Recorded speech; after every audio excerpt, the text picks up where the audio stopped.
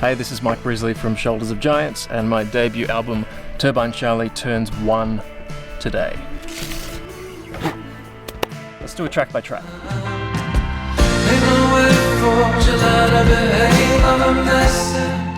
Hesitation Wounds,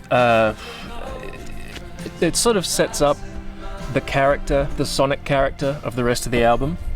It's got kind of a weight and a thickness to it that I like.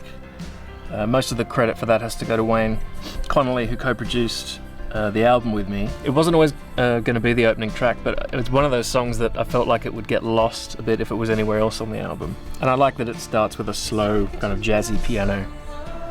And the first line is a joke. And the last line of the album is a joke. So it's got these light-hearted bookends, and then just misery in the middle.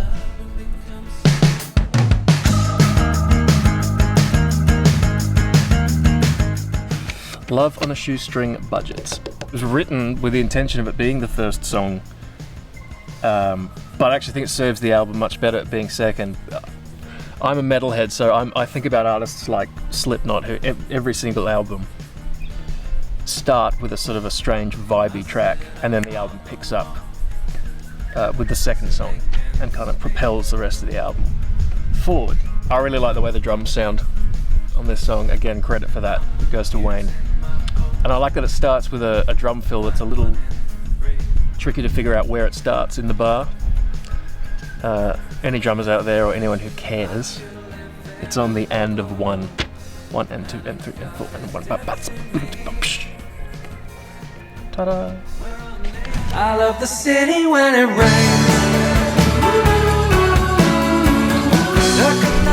Dark Poppy, everyone's favourite. I think it's the favourite for a lot of people because it's quite immediate. The song kicks off straight away and people just have no attention span. Fairly simple chords. I remember writing it, I was listening to, I think it was an Oh Mercy song, and I realised that I didn't really have a song that just had simple chords. Again, being a metalhead, I'm more drawn to riffs and melodies instead of just, chord progressions. And I thought, well, what would it sound like if I tried to just write a song with simple chords? And Dark Poppy was it. I always get a lot of texts from friends whenever it's raining in the city, and they work in the city, and they'll just send me a text saying I love the city when it rains. It's getting a bit old, really, so stop.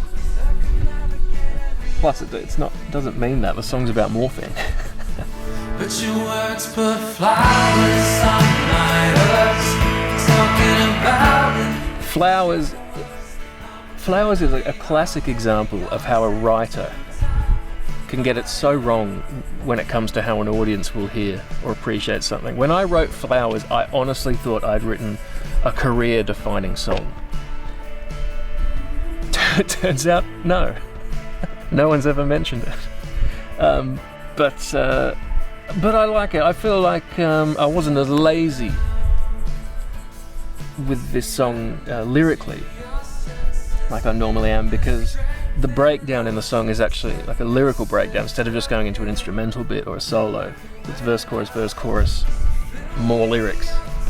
So I felt like I'd accomplished something there. A lot of the time my structures are very simple. But yeah, and I like the way the vocals sound. Wayne made them sound nice and thick. All the pretty girls taste like cigarettes. I Wonder Who Destroyed You is the first sort of really folky song on the album. I remember when I'd written the opening riff or melody, I played it to a friend of mine who's a musician, and he said, "That's really good." And I said, "What do I do now?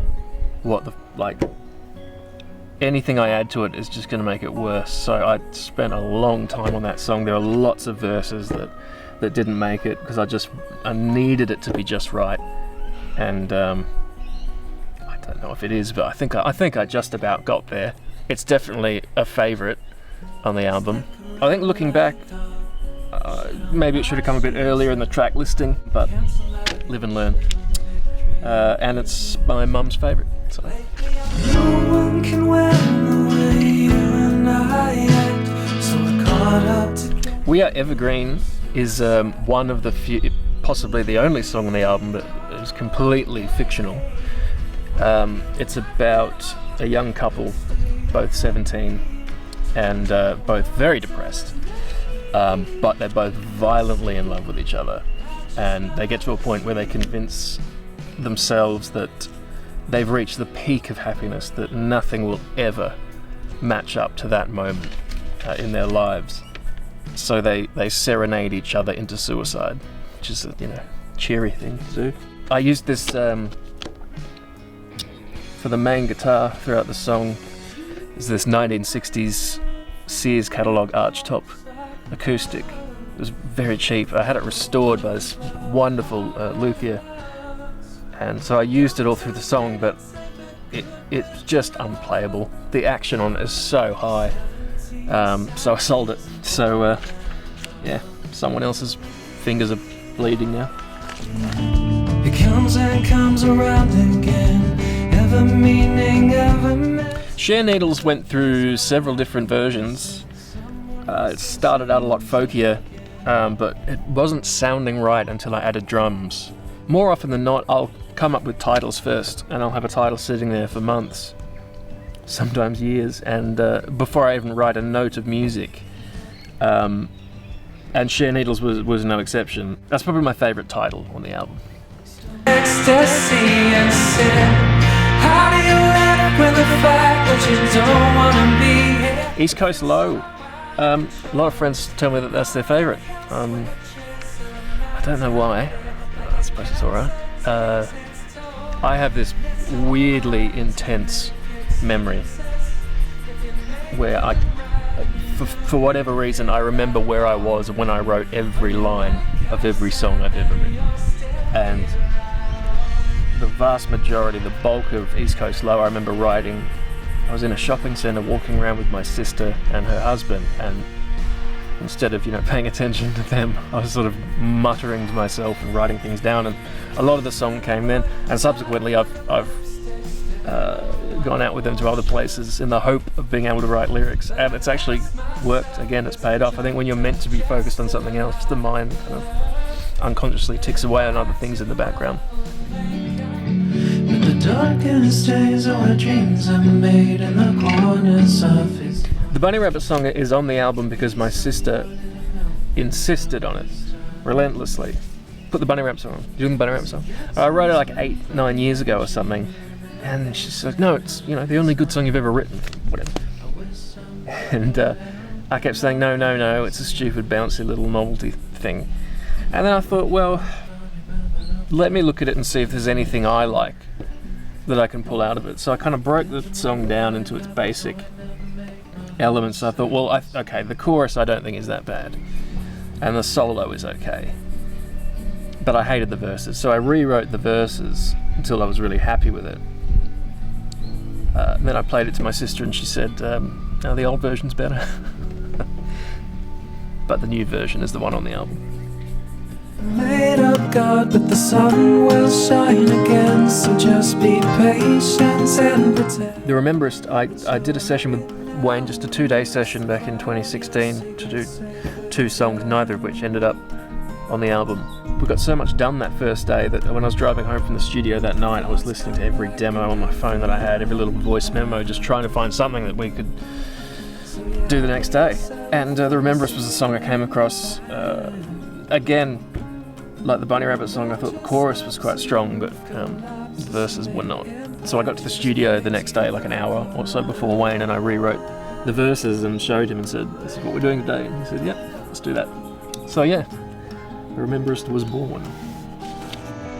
Made my fortune on the stock exchange and sailed up. The World Got In. Kind of the wild card on the album. It's actually a song I wrote for another project years ago, but I think it fits nicely with Shoulders of Giants. And it's sort of based on the fathers of several of my friends, and what would happen if I turned into one of them, sort of a fat, right-wing, rich loudmouth. So yeah, the song's from the point of view of someone who starts off being quite, sympathetic to others and decent, but the world got in. and he changes for the worse.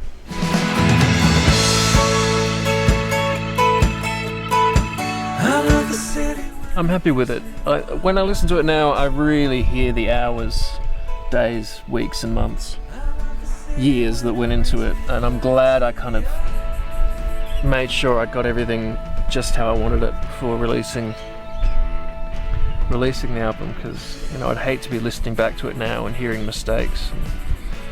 So I really watched over the whole thing like a mother hen, and just I think it's a solid first step for this project, but I only want to get better.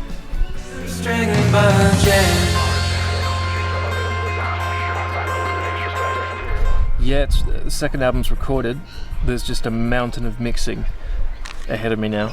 It's a lot more sonically involved and textured and layered than Turbine Charlie. It's a very different sounding album. But I mainly just want to do album 3 now. And I keep forgetting that I actually haven't finished the second one. So watch this space. For me, and if this camera cause he conscience keeps collapsing.